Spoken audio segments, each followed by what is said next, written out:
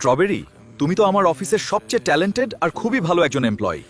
ধন্যবাদ স্যার, আমি আমার কাজটাই করছি। তোমাকে আমি খুব দ্রুত প্রমোশন নিয়ে দিতে পারি, ভালো বেতনের। মানে স্যার?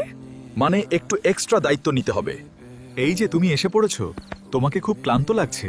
হ্যাঁ, অফিসে আজকে একটু বেশি চাপ ছিল, তাই ক্লান্ত লাগছে। এই নাও ঘরের খরচ। এত টাকা কোথায় পেলে?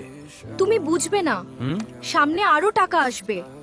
তাড়াতাড়ি অফিসে চলে আসো, টাকা রেডি আছে। ঠিক আছে, আসছি।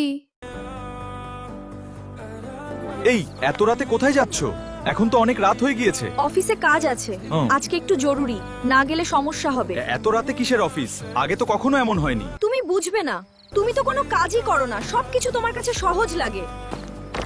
আজকে 4 দিন হয়ে গেল, স্ট্রবেরি এখনো বাসায় আসলো না। ওর কি কোনো সমস্যা হয়েছে নাকি?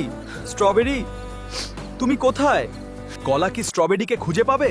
আর তারপর কি হবে জানতে চাইলে কমেন্ট করো পার্ট 2, আর লাইক, কমেন্ট, শেয়ার করতে ভুলো না।